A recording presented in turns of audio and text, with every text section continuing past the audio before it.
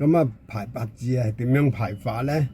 咁啊先睇一睇呢個年柱、月柱、日柱、時柱五行嘅金木水火土有冇齊唔齊啊？有冇缺啊？咁樣嘅。咁啊睇咧就係日子咧嗰一柱咧就係天干地支啊，係講你自己嗰一柱嘅。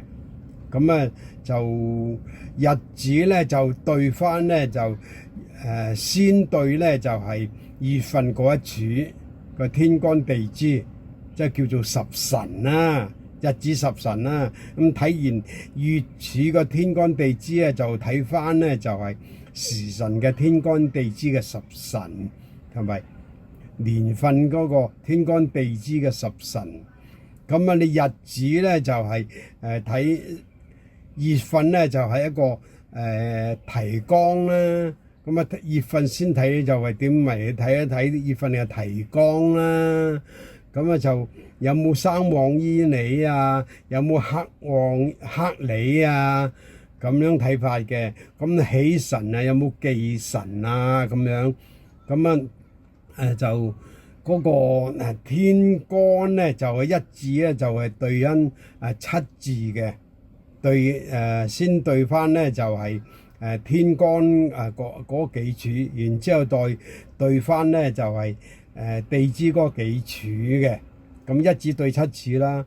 咁你個坐姿咧就係話你個坐姿咧就係一柱就對翻三柱，就係都係先對咗嗰個月份先，然之後對時辰柱。十神嘅時辰柱，再對翻年份嘅十神嘅柱，五行金木水火土係點樣？有冇相生相克啊？喜神啊？忌神啊？咁樣。而你嗰個喜神咧，就即係話天乙貴有冇天乙貴人啦？有冇？天德貴人啦，熱德貴人啦，福星福德貴人啦，三奇貴人啦，咁咧就係嗰啲叫做喜神。咁啊有忌神嘅，有冇克自己嘅父母啦？有冇克嗰個配偶啊？有冇克子女啦？咁樣嘅。咁咧如果喜神咧就係一柱咧就擋三殺嘅。咁啊忌神咧就有克父母啊、克屋企子女啊，或者有冇血光之災啊、婚姻有冇啊，咁樣嚟睇法嘅。咁啊喜神咧就係一次擋三殺嘅。咁乜嘢叫做有福啊無福咧？咁樣。咁有福咧就揾到錢咧就為之好有福啦。咁啊，未必一定係嘅喎。咁如果你有福嘅人咧，就係話有冇老婆仔女啊、妻財子祿壽啊咁樣嘅喎。咁如果你冇老婆仔女，咁何來有福氣啊？個福氣喺邊度嚟啊？你揾到大把錢啊，多錢啊，都冇用㗎。咁啊，係呢一個你死咗之後啦，咁啊福氣去咗邊啊？冇咗福氣噶啦嘛，呢個道理都要明嘅呢啲。咁啊，好似香港個小甜甜咁樣，佢老公啊死咗，佢又剩低大把錢，咁啊佢福氣喺邊度啊？你死咗就冇福氣噶啦，個福氣咪剩翻俾咗佢細佬定大佬咯，福氣去咗嗰度咯，佢自己係冇福氣冇仔女，係嘛？即係咁樣分法咯。咁啊就係福氣喺邊度嚟啊？咁啊冇咗福氣噶啦呢啲。你有妻財子祿壽，或者你結咗婚之後咧有仔有女，咁先係帶落去，咁先係為之有福氣噶嘛。一個人有冇福氣咧？咁咪睇你個家庭咯，你個家庭啊，有父母啊，或者個配偶啊，子女啊咁樣嘅。咁你咧就係話你睇下你揾唔揾到錢，你個配偶同家庭啊都係幫唔幫到手。你揾到錢啦，咁家庭咧就係話開心啲，有福氣。咁都要睇下你自己嗰個仔女讀書聰唔聰明，身體點樣，好唔好咁樣喎？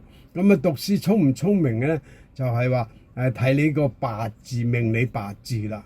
你個命理八字係邊一範嘅，咁你咧就係由細開始咧就係培養嗰啲仔女點樣啦？你啲仔女細嗰陣時就開始培養嘅邊一範嘅，邊一個過程嘅，係嘛？你讀到書唔讀到書啊？咁樣唔係個個人都讀到書嘅，係嘛？讀到書既然係好啦，唔讀到書咧都有其他優良嘅事嘅，都可以做其他嘢嘅，做生意都唔一定話個個都讀到書噶啦，係嘛？咁樣嘅，咁讀唔到書都有其他嘅辦法嘅，揾錢嘅，有方法嘅，揾錢有辦法嘅，唔係個個都讀到書嘅，係嘛？咁如果係睇下你個仔女細個嗰陣時，你睇到嗰個命理八字。問嗰啲或者排八字啲先生啦，叫佢提一提點啦。我個仔女呢個命理八字係咁樣喎，以後出嚟咧揾唔揾到食或者讀唔讀到書咁樣嘅。咁咧就通常咧就俾人哋睇一睇，俾個命理先生咧提一提咧，睇一睇咧，咁你嗰個家庭嗰個福氣咧，你個福氣咧就好多啦。或者以後你啲仔女嘅福氣咧都係好嘅。咁要睇下點樣咯。咁唔係話一定導人哋迷信嘅。咁呢啲咧就係話中國嘅幾千年來都有呢個咁樣嘅算法嘅。不過你信則有，不信則無啦。